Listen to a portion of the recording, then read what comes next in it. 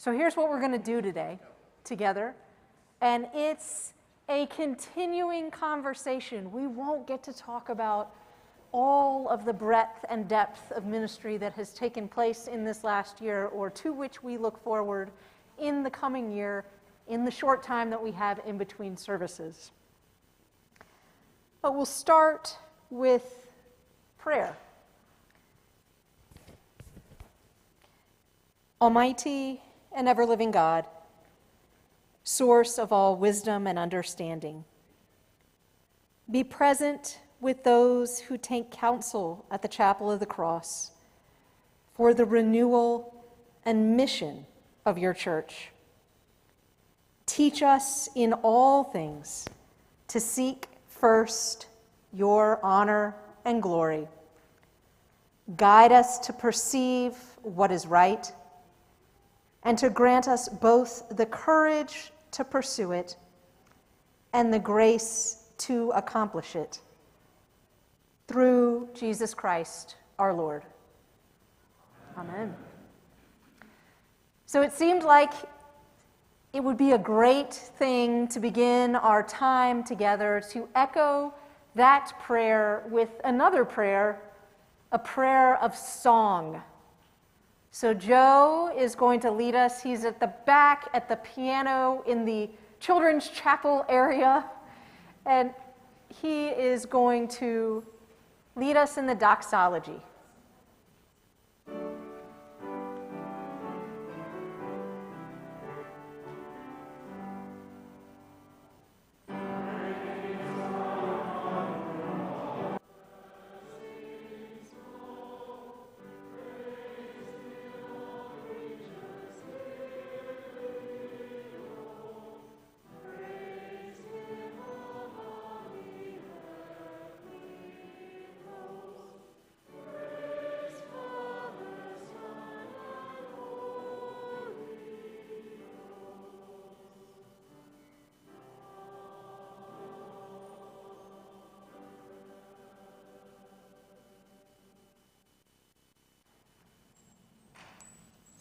All right, I want to turn us now to our election of vestry candidates.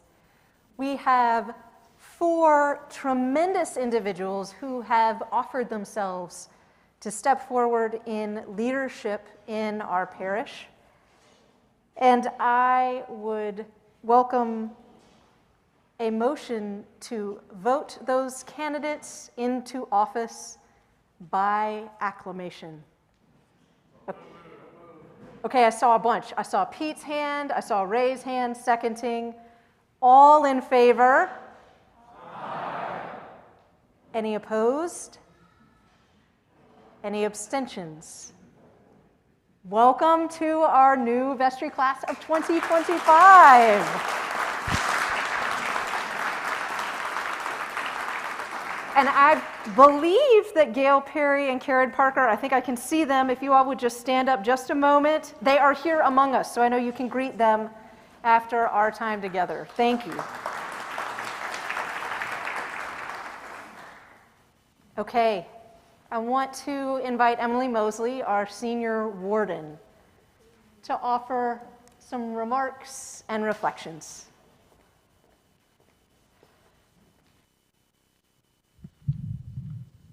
Good morning and welcome. Okay. Good morning and welcome.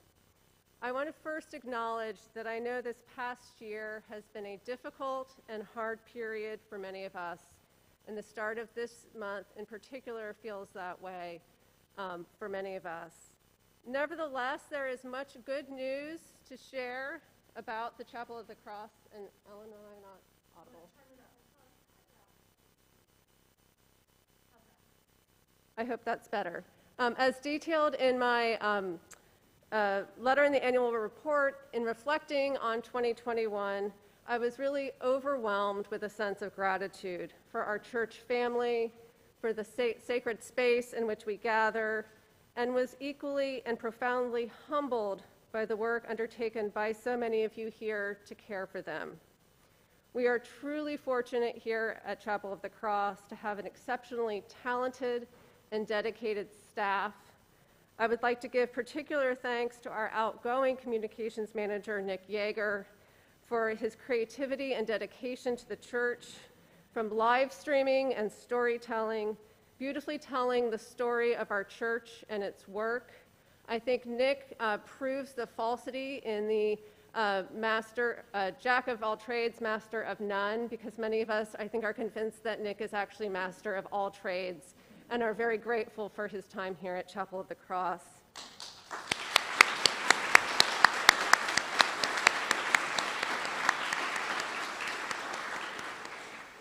I'd also like to give particular thanks to Noah Van Neel, who seemingly has touched every facet of our church, but particularly for us gathering here today, has ably chaired our reopening committee that throughout the pandemic has worked hard to figure out how we can gather together safely, and has also been instrumental in some exciting news that I'll be sharing briefly about our organ.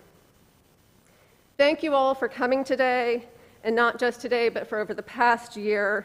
Thank you for your flexibility and your ongoing support as you've shared your gifts of time, treasure, and talent. That's what has allowed me to have such good news to share today. First, your generosity allowed the 2022 annual campaign to meet its goal and enabled the vestry to adopt a balanced budget for 2022. The success of the You Are the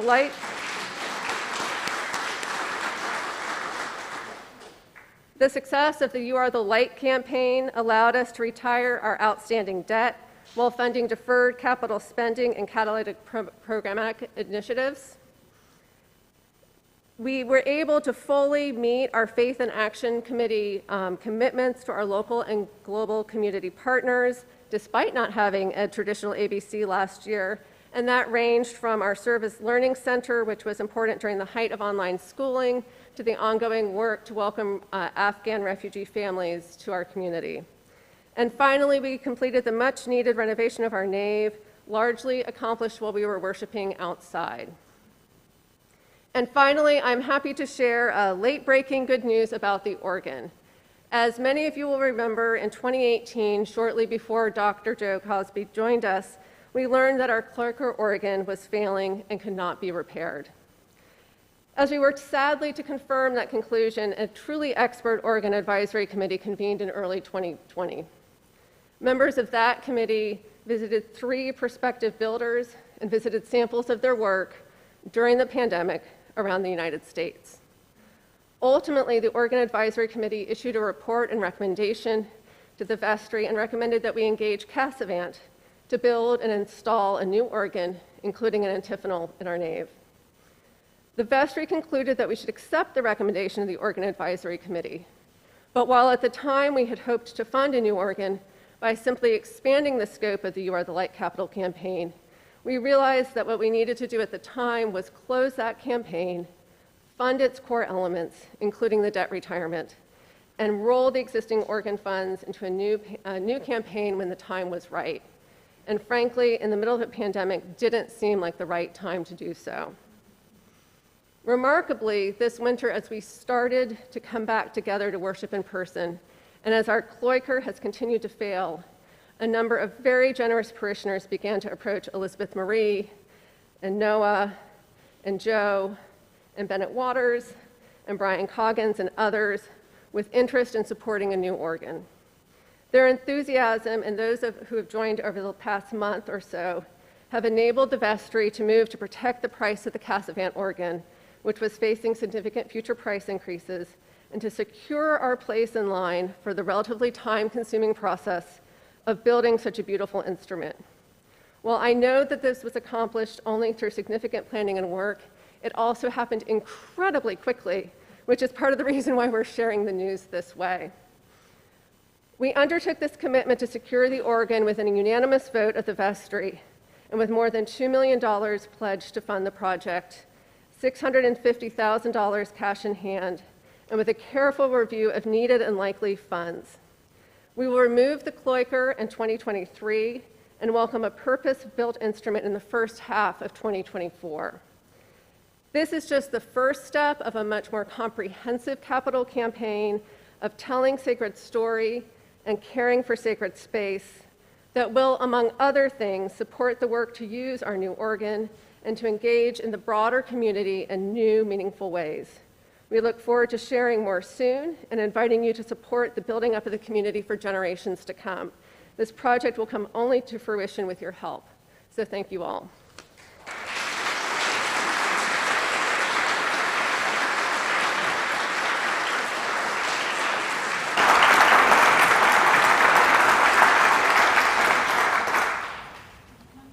Yep. Lean in. I'm also on the lavalier mic too. I've got double mics. Hopefully that's enough amplification. Thank you, Emily, for serving as senior warden, for serving as junior warden, for serving during my parental leave, for serving during COVID. It's a heck of a time to be in leadership. So thank you for your steadfastness for the sake of our parish and the sake of the kingdom of God. We are grateful.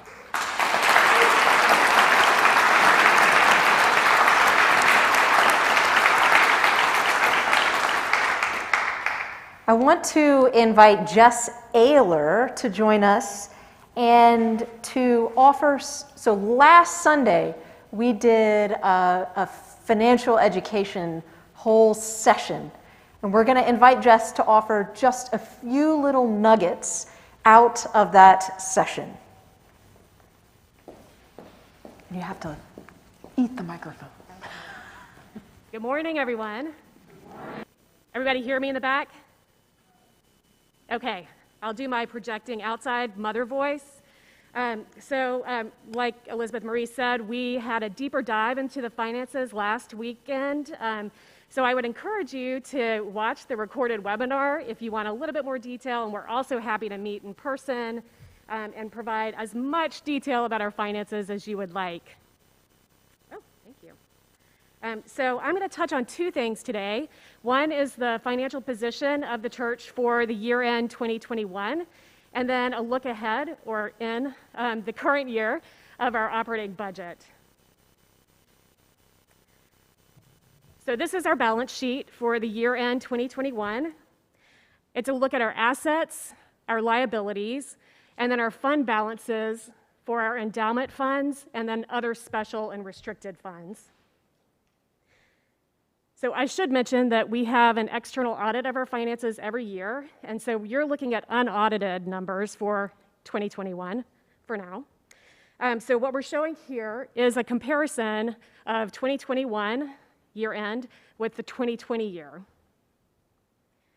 This is all good news. So we have a really strong cash and investment position with growth over the past year in those balances from $4.05 million to $4.78 million. Our liabilities have decreased significantly, and this is because of retiring the debt on our building. So thank you for your support. The success of the You Are the Light campaign made this possible. Our funds that are endowed and restricted have also grown over the past year, and this is due to investment returns and also in additional gifts into the funds. This is from $3.37 million to $4.42 million. These funds are restricted sometimes by donors who give and want them to support a specific area of interest to them, and sometimes they're restricted by the vestry over the years. The purpose of endowments are to be invested over time, and a percentage of those funds are available each year to support our operating budget. The other designated and restricted funds that are not endowed are also limited for specific restrictions and specific purposes, and then any spending from those funds are approved by the vestry each year. And these are temporary funds like campaigns, like supporting the organ, or a specific project over the years. So you'll see how these funds play a role in our operating budget in just a moment. So I'm going to shift gears into our operating budget. Just want to mention that the vestry has approved a budget of $1.968 million for the current year, and this is a 6% increase over last year. And so I'll dig into this next, starting with revenue. So we want you to understand where our revenue comes from. What you see in the donut graph is 85% of our revenue comes from you, from our parishioners. So this helps you see how important the pledge campaigns are each year. The vestry approves a budget based on the pledge campaign. So thank you again. We had a very successful pledge campaign this fall and are grateful for gifts of all sizes. They add up to $1.66 million this year. The diocese makes a grant each year back to our parish, and this makes up 4% of our budget. Investment income accounts for 3%, and the special funds that I was just mentioning, the endowments and the restricted funds, those account for 7% of our budget. So you can see in this graph, I know we have a lot going on these graphs. In the table at the bottom, you'll see how this compares with the actual money in and the budget from the past year. I'll point out two more things that I think are important for everybody to understand. The vestry approved the use of our special reserve fund, $98,000 of it. So this is to balance the budget this year. We had budgeted the use of it last year, but turned out did not need to use any of the special reserve because we had more gifts come in than pledges expected. And then we're also counting on the ABC sale to be back this year and have proceeds of $20,000. So please support this important fundraiser in March. Now let's talk about expenses. So this is how you see your gifts at work. These are the pledges that you've made, and this is what we together are making possible. So this year, the vestry, you'll hear a little bit more about this, established key priorities to guide our budget decisions. These came from the listening sessions and a lot of input from our community. So you see those categories of key priorities reflected in the graph, in the donut graph at the top of this slide. What we heard was really clearly that the parishioners, that you wanted us to invest in our people. And one way is through compensation. So we approved a 4% increase for our clergy and staff this year. It's also important for us to take care of our sacred space, and this means repairs and investments in our facility improvements each year. We've also benefited from the expert volunteer leadership of Alan Reimer for our facilities, and so now we're going to be hiring a part-time facilities manager to help us take care of our capital needs. Outreach and social justice is how we support members of our community, not just locally, but globally. And the vestry approved all the committee requests this year. Our Faith in Action and many other special committees put together really thoughtful requests for financial support of community members. And so we really thank them for their leadership. And then the next three categories of expenses, the liturgy and music, Christian formation, pastoral care, all of this reflects an increase in programs and expansion and reopening as people become more comfortable gathering in person. We're also working on plans to support childcare, to support young families as they are entering back into programs in person safely. And then finally, our administrative expenses have increased nominally because of vendor costs rising. So I'll just wrap up and thank our finance committee. We have an extremely wonderful committee of parishioners who volunteer their time, and they bring financial, investment, operational talents and skills to the committee. So they have oversight of our budget. We monitor the budget every month and think about these strategic investments in our community. We also have a wonderful treasurer, Sabrina Olson, who works really closely with our staff and our accounting firm to make sure that the finances are managed well. And we are happy to share a more detailed budget that rolls into the summary information. So thank you. And I'm going to hand this back to Elizabeth Marie for her remarks.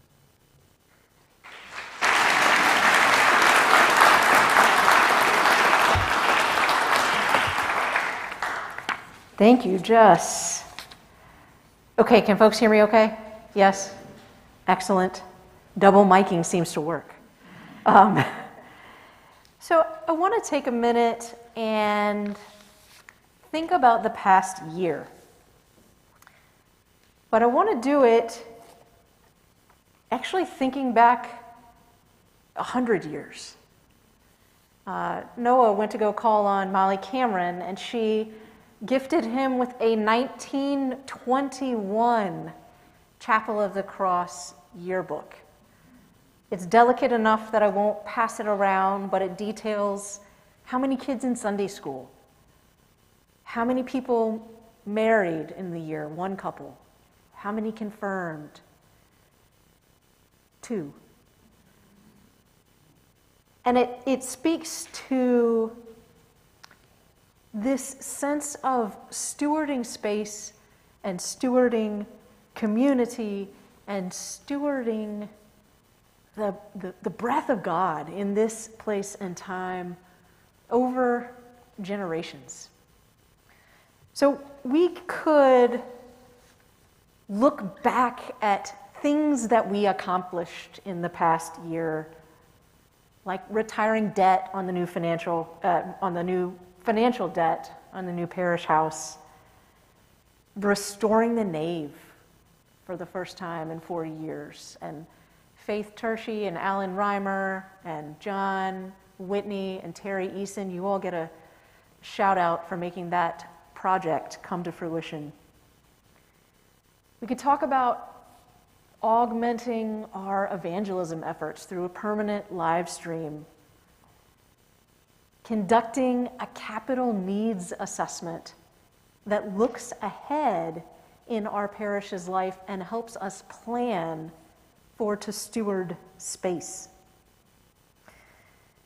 We could talk about the Service Learning Center, the ways in which we hosted other local nonprofits like Club Nova, the ways in which our parish stepped forward to welcome and embrace an Afghan refugee family. We could talk about thousands of chairs carried for outdoor worship. But I don't think that those things quite capture the texture and the depth and the breadth of what we heard in what we called holy listening sessions. They were opportunities for hundreds of members of our parish to come together in small groups, to undertake the practice of remembering the body of Christ, reconnecting with one another, and doing so in person and on remote platforms. And really hearing what has been stirred up in your heart and mind.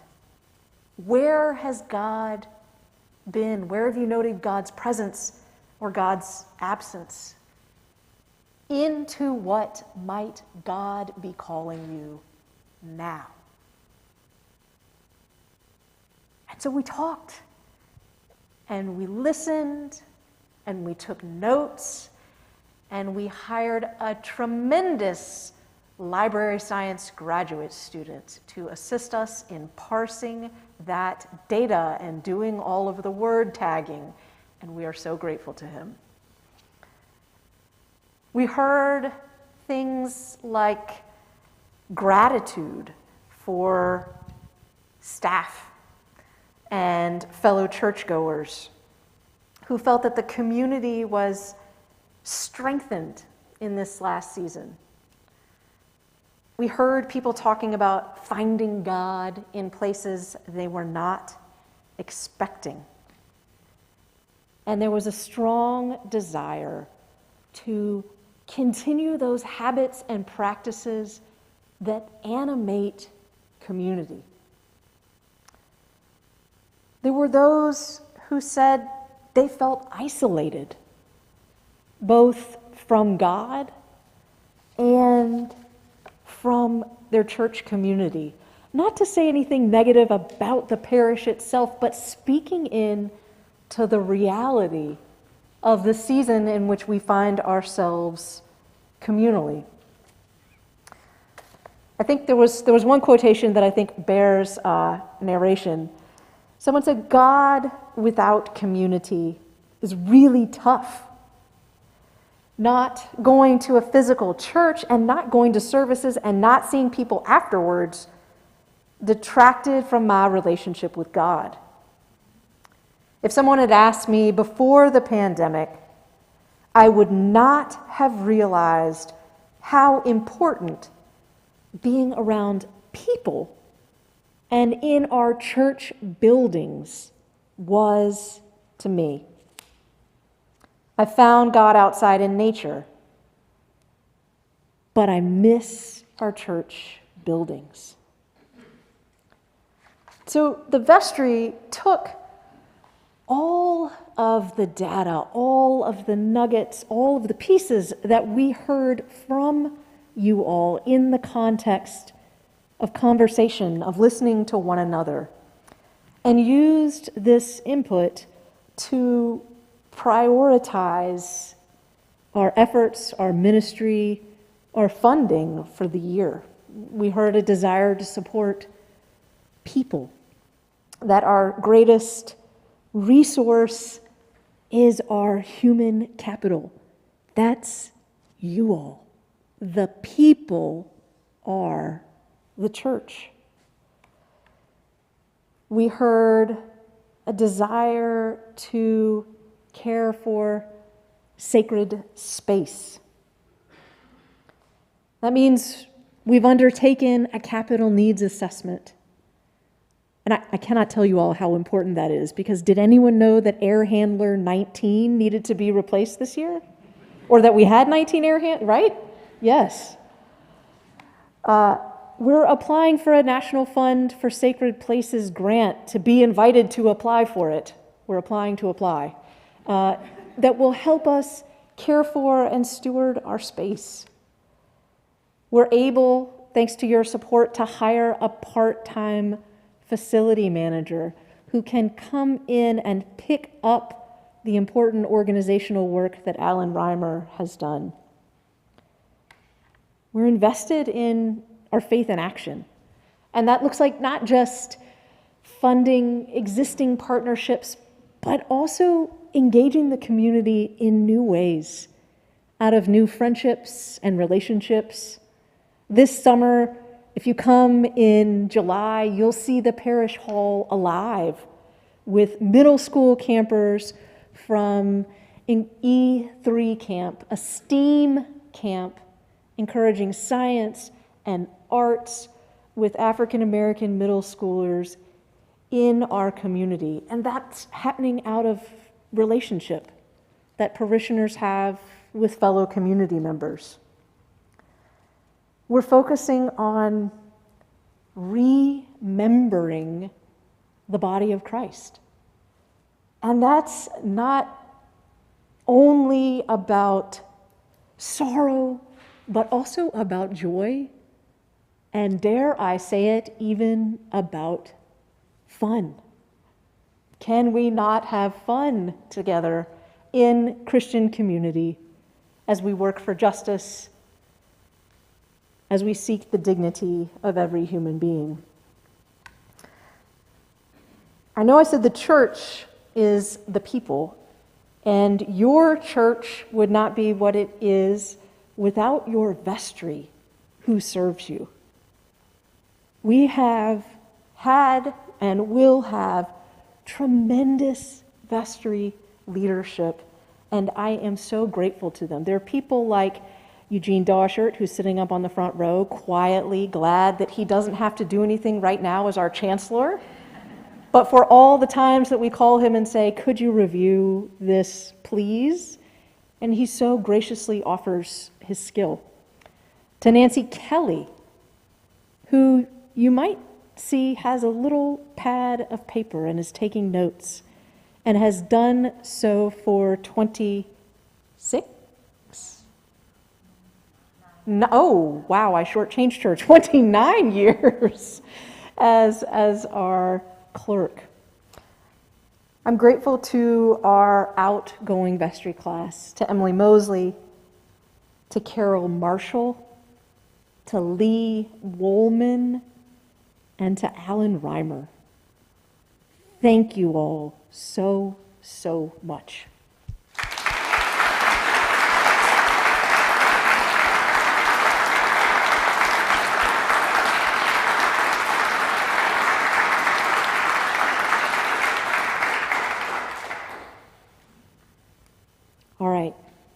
let's turn to some questions and answers. How are we doing time-wise? All right, we're okay. We opened up a formidable form on the website to invite folks to ask questions that they might have about the life of the parish, and it feels like those can best be answered in large part by our staff team. So I'm going to direct questions to different people and ask them to come up and use the microphone, and you kind of have to eat the microphone basically and project. But we have a question I think that goes most rightly to Diane McComey, our new parish administrator and stewardship manager. Tell us how your first few months have been and where you anticipate focusing your time and energy.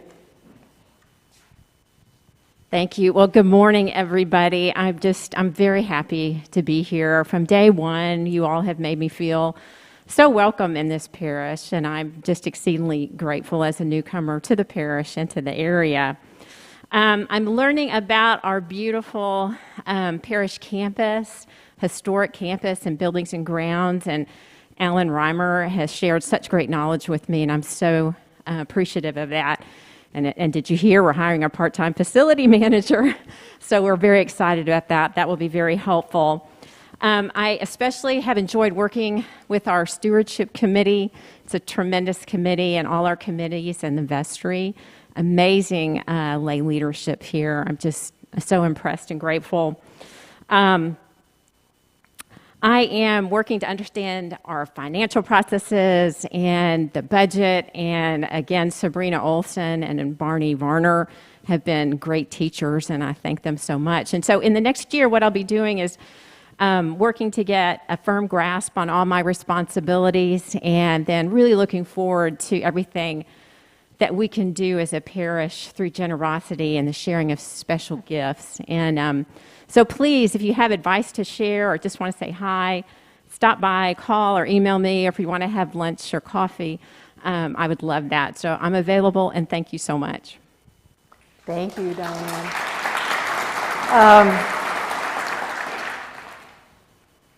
So for anyone who's parented during the pandemic, it's been a fascinating experience. Boykin, we have a question for you from, what have been the greatest joys and challenges in children and family ministry? So in Children's Chapel, we call those joys and concerns, and we pray for them every Sunday. And I'll start by saying there have been so many joys, from making videos for our Faith at Home website, cotcchildandfam.org, to regathering first in the courtyard for Children's Chapel, then in the parish hall, to having a wonderful children and youth pageant at the Forest Theater. But with every joy comes its sidekick, a concern. And I know that the parents especially, who remember under fives are still not vaccinated, every choice is so heavy. All of those families you saw singing this morning were using some of their risk capital to make that service beautiful. The people who come to Children's Chapel, they are weighing so many things when they come. So I want to say to the parents, most of whom are not here, because they have children in tow, thank you. Thank you for trusting us, all the people in this room, to be your church community, to pray for you, to welcome you back whenever you can come. Thank you for potting and hula hoops in the courtyard when we did that. Thank you for coming when we couldn't sing and acting out songs with motions. And thank you for coming back. As people re-engage, we are rebuilding. And I will tell you, we are going to need volunteers to make Vacation Church Camp happen, to make church school happen in the fall. Some of these children do not remember what in-person worship looks like in the church. They will remember you. If you volunteer, you will be the person they remember when they think about church. Thank you, Boykin. Thank you.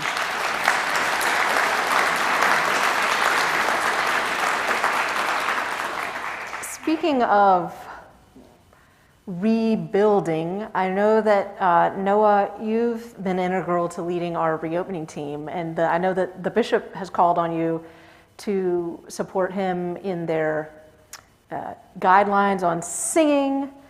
And I'm curious what your takeaways are, having done that the last 2 years.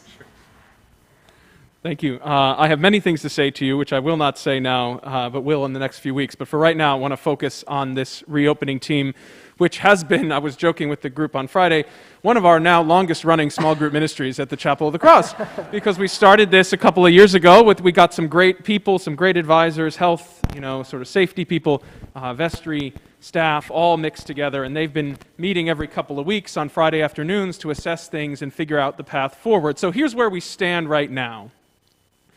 The diocese, which is our boss, if you will, has said that you must wear masks during services where there is singing. We love to sing in this congregation, so we are still wearing masks. We also have a county that still has a mask mandate. So as we anticipate those changing, given the news of just the past 72 hours or so, we will adapt accordingly. But for now, we are very grateful to all of you for continuing to wear your masks. Now, the good news is that we do anticipate a brighter future, a future where it is slightly easier to breathe when you are there in church and to sing. But we also are offering essentially the entire panoply of programs and worship here at the Chapel of the Cross that we would be if we were entirely without restriction. So as you know and encounter members of the Chapel of the Cross or non-members of the Chapel of the Cross out there in the community, we still get questions like, when are we coming back to in-person worship? How can I find the church online if I wanted to? So we need you to help us spread the message that y'all come back now, you hear? Because we are offering church and programming and activities that are as robust, if not more so in many areas, than they ever were before the pandemic. So we are excited about some good big changes in the future. We will continue to proceed cautiously and with all good guidance and expertise. And I will just close by thanking by name our reopening team. And that includes Ellen Cole, our Parish Life and Worship Coordinator. It includes Emily Mosley, who you heard from, Carol Marshall, Harriet Pegram, Wes Wasdyke, Bennett Waters, Ginny Moyer, and Amelia Fiore. And also, having served during this time, but having rotated off, Molly Dempsey and Jeff Runge. So we have been embarrassed with the richness of expertise and ability on that committee, and it's been a pleasure to work with them. Thank you. And probably some of you are wondering, having heard Noah speak, well, wait, Noah and Nick, in about a little over a week in March, are both going on to new calls? Yes, it's happening.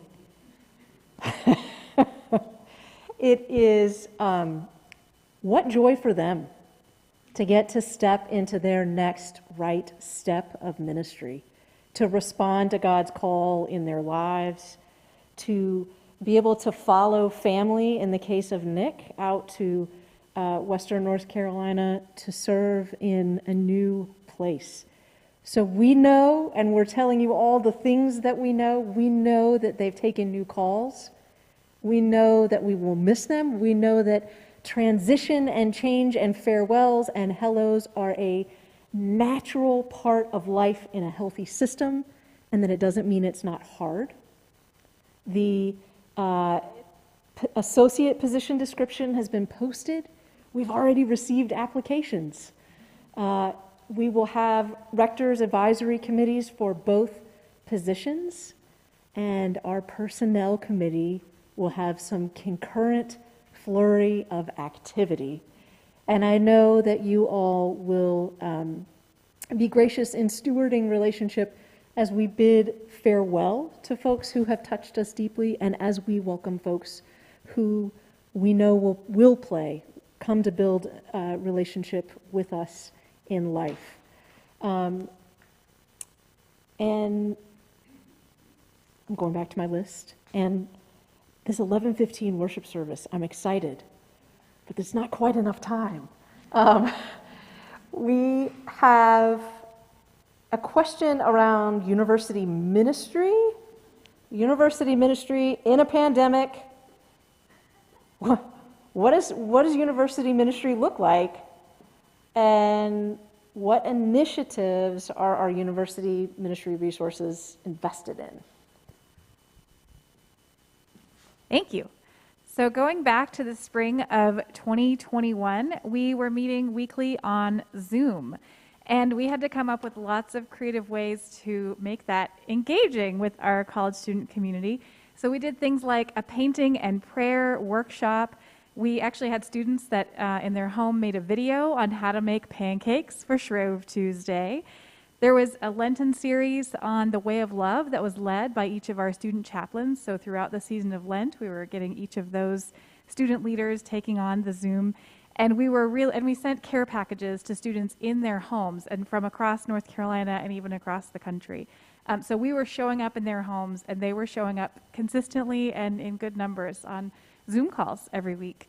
And in April and May, we actually were able to have 2 in-person meetings, one in the Arboretum, and one was a communion that was planned for the back patio, but there was a massive rainstorm, and so we were in here and had fellowship together in person, and it was really magical to get to, in some ways, send off our class of 2020 folks who didn't get an in-person reunion along with our 2021 grads. And then in the fall of 2021, we had an opening cookout in person with our students and a planned communion and another huge rainstorm. And so we came in for that. But we were able to meet in person throughout the fall with all of our meals out on the back patio and in the cloister garden, which was just a wonderful resource. So we've had community continuing to gather and grow despite all of the challenges, and it's definitely improved all of our online creativity skills. In addition to that, our community was able to participate in this fall applying for a grant in relationship with the Diocese of Western North Carolina with some other campuses around student athlete outreach, particularly creating something called the Christian Athlete Circles, which is going to be a new resource available to provide LGBTQ affirming and ally affirming resources for student athletes, because that is an absolute sort of absence of availability on campuses. So we applied for this grant through the Episcopal Church Office for Young Adult and Campus Ministry, and we actually applied for about a $12,000 grant, and they gave us $14,000 because they said, we think there's more work for you to do, and we'd like to add to your plate a little bit. So that's a 2-year program grant, and that's a launch of something that we'll do in the fall of 2022 on at least 4 campuses, and we're hoping to actually be at 10 by June. And we're doing that, again, in relationship with diocesan partners here and in Western North Carolina. And lots of other wonderful things are happening, including the continuation of the My Spiritual Awakening grant, the Lilly Endowment grant that was mentioned in church this morning. And that included the development of an internship for a digital ministry assistant here. And that was funded through 2021, excuse me, by the Lilly Endowment. And the parish will pick up and will continue that assistantship. And that allows us to add new vocational internship opportunities for students, but it allows us to also continue to support the expanded demands on our digital media and communications office here throughout this year. So there are so many wonderful things that we are still active in doing, but I want to give up the mic, but I want to say thank you to my lay volunteers and the student chaplains who do this work with me, and for the deep investment and the really authentic care that this community provides that allows us to be housed here, to support us, and to walk with us. So thank you for sending students our way and for caring for them when they walk in your midst. Thank you, Mary Kat.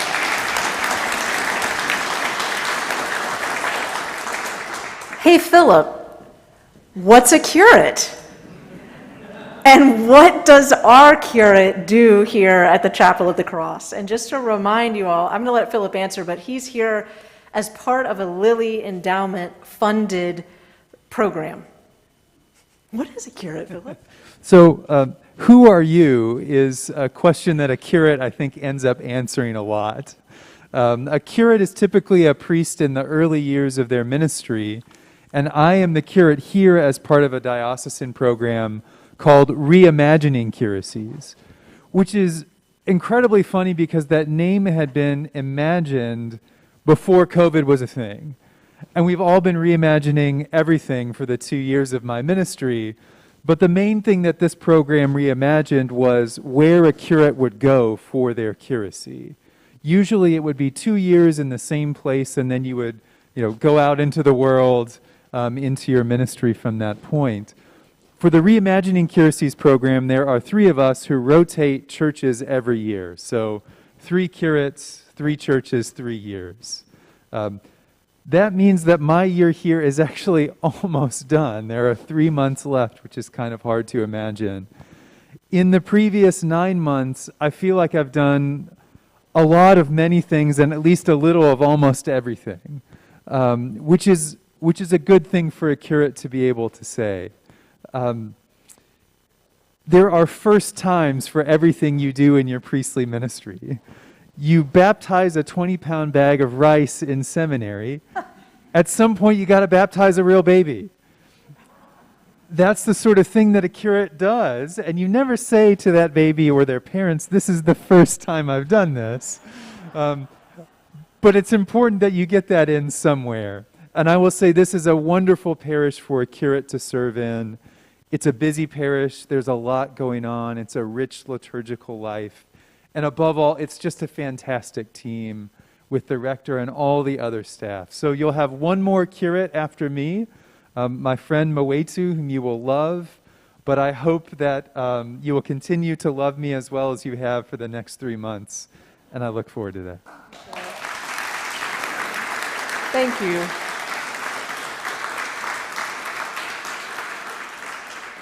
Indeed, we will welcome Moetu when he comes in June, as we bid you farewell. I know that during the last year, many of you participated in thousands of phone calls and pastoral care check-ins and letters and points of connection with one another. But we had a question around, as we're open, involving volunteers in the life of the church and welcoming newcomers. And I'm going to let Ellen come and answer this as our parish life and worship coordinator. But I would also say, invite everybody to keep your eyes peeled, because every single service, there is somebody new. God is stirring up things in people, and folks are coming. So be on the lookout to be one who welcomes. Thanks, Elizabeth Marie. And I just love seeing everybody back here. 2 years I've had without a microphone in front of y'all, and it's been hard. I've missed you. How have we continued to involve volunteers in the life of the parish? Well, the volunteers made the life of the parish happen this past year. Our liturgical volunteer team, including readers, greeters, ushers, altar guild, have been integral in allowing us to offer that wide variety of services that you all attended, in whatever form they've been, from pre-recording readings to helping us reset the colors when we did that. That was a little tricky for me and Nick, figuring those colors out. Setting the outside altar, moving chairs, greeting people in the rain. This team has really stepped up, and thank you very much. Good Sam's, Naomi's, the Funeral Guild, parish callers, care teams have all continued to operate this past year. Their duties have been modified because of COVID, of course, but they have continued to care for all of us through joys and concerns, and I thank them. And since September, we have a committed group of volunteers who are welcoming people on the front desk during the business hours, and that's been a huge support to staff, to the community, because they're able to guide people who come in looking for assistance or looking for directions or who want to pray in the chapel. This team has been here since September, and I'm happy to report that we're almost up to full staffing of the Welcome Center desk during business hours, and that's exciting. I'll throw in a wish list item. We would love to have volunteers work for special events, and on Sunday mornings would be really, if you feel called to work at the desk on Sunday morning, we have a place for you. And finally, we have continued to welcome newcomers. As Elizabeth Marie said, there are new folks at every service, and they're glad to be here. I do think The live streaming has made that, I have a feeling a lot of people are visiting our service online first and then coming. And I think that's been a wonderful tool to help people feel comfortable here. Molly Dempsey and the Shepherds are very quick to respond when people fill out the newcomer cards, which I think, again, our new website has made that very easy. Just really quick, we've got little cards that people can scan the QR code, and it takes them right to the website, and they can fill out the information, and Molly and her Shepherds connect with them.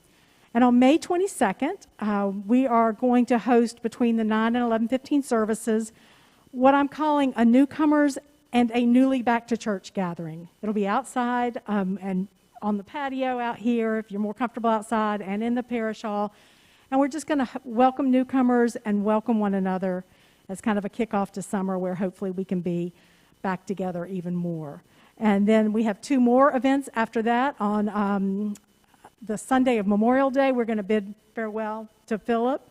And so we'll have a gathering for that. And then on Pentecost, June 5th, we're going to have popcorn and popsicles out in the churchyard. So I look forward to seeing you all at those. Thank you.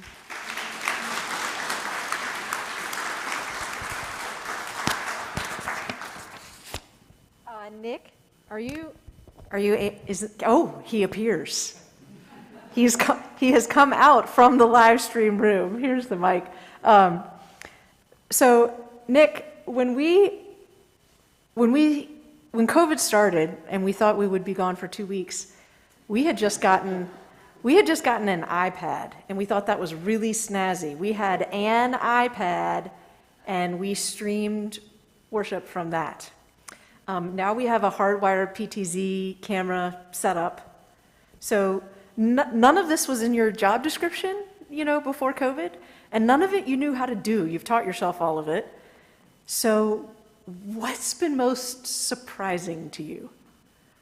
Funny you said the 2 weeks. That reminded me that the desktop on my folder that I've been saving all files in is labeled Coronavirus Worship. And I thought it was going to be there for like a month, maybe. And here we are years and years later. Anyway, so yeah, surprising, I guess, was just the volume of information that I had to consume. I spent hours and hours reading forums and watching YouTube videos trying to learn how all of this technology worked together to be able to create a system that had the flexibility and was high quality enough to represent the depth and breadth of our worship and programming here. So yes, there was the education component, and then I was surprised by the just physical labor of the installation. We pulled over 2,000 feet of cabling to each of the cameras in the building that we've installed. There are 2 cables that run to it. There's an SDI high-definition video cable and an Ethernet cable that controls the pan, tilt, and zoom of each camera, and that all runs back into the communications manager office in the back there. To pull some of those cables, we hired a company that was assisting us in trying to get our furthest cable pole, which was the camera that's above the back doors in the church.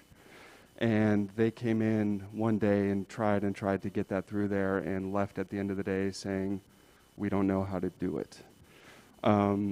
So that kind of stuck in my brain for the weekend, and I came in on Monday morning and crawled from the altar in the church all the way to the back doors through the crawl space, and found a way to get that cable up through there. Thank you.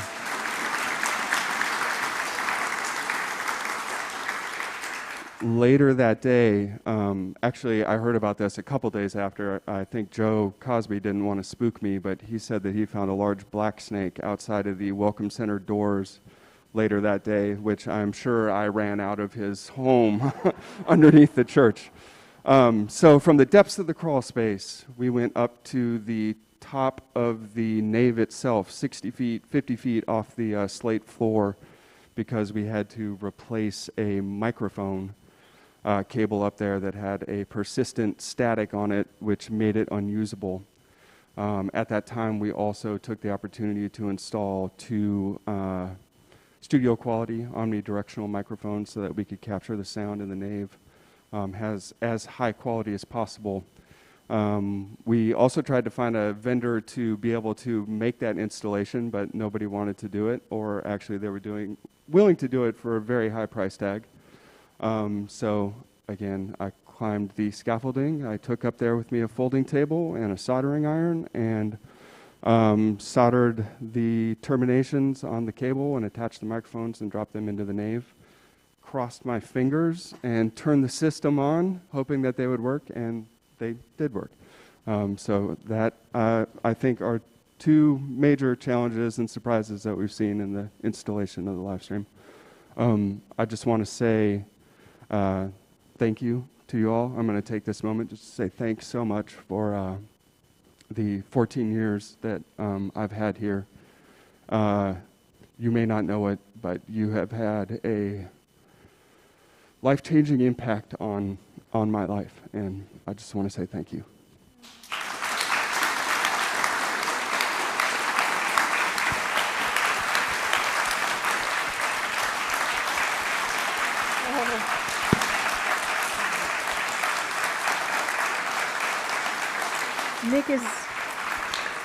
Nick is getting a standing ovation that he may not have seen, but he can go back and watch it on YouTube.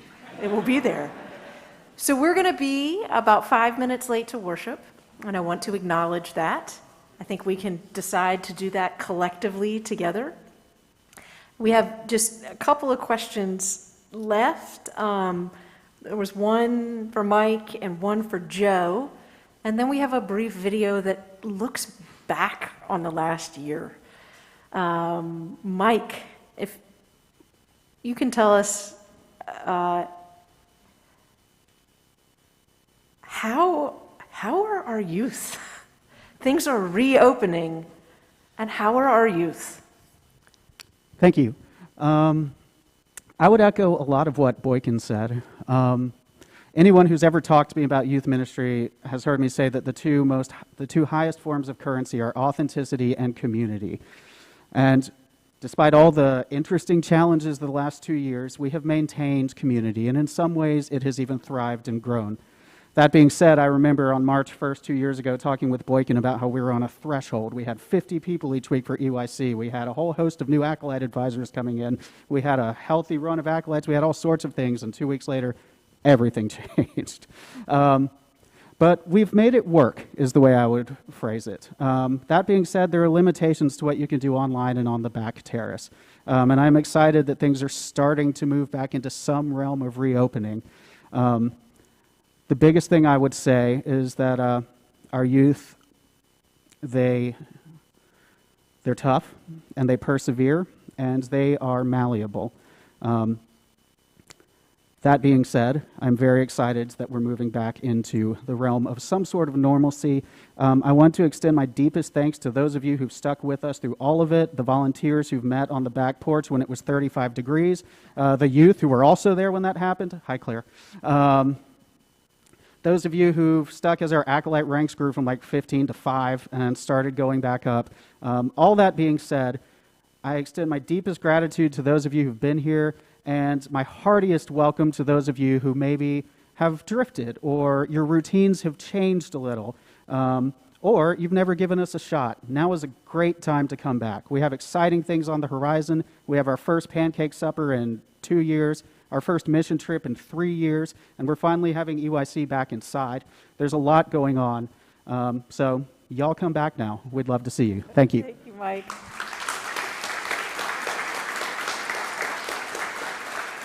So Joe, as you are vested and nearly ready to for the prelude, it seems like our music programs never stopped, and that there are more and more, there are new people in the choir. Tell us about it.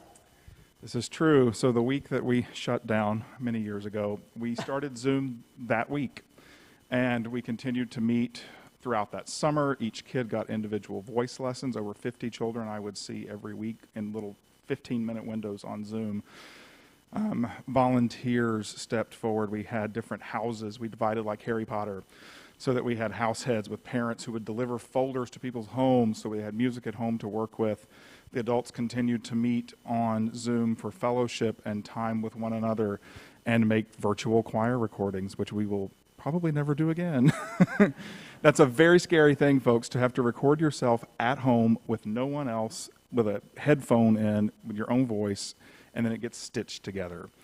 And that was done by volunteers. That was done by one of our high school students, Audrey Horner, and also the audio was done by one of our choral scholars, Michael Smith. And they kept us together virtually in that way to lead in worship services. All the people who cantored, I can't tell you how many things we thought through and rethought at the last minute.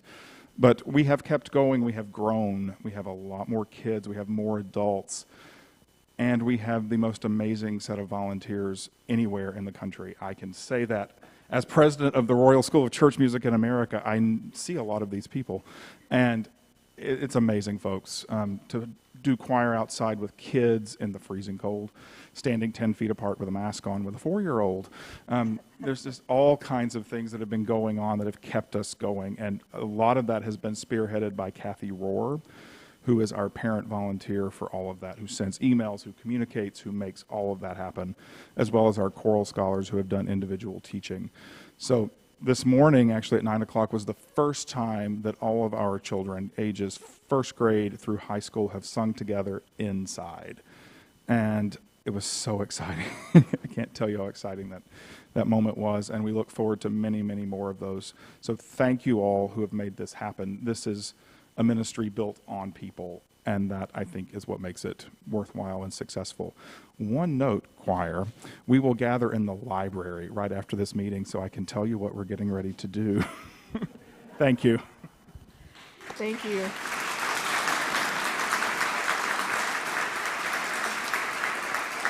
So we will be sent off with a look back at the past year, a look back in gratitude for the ways in which folks have learned and served and grown and been quiet and struggled.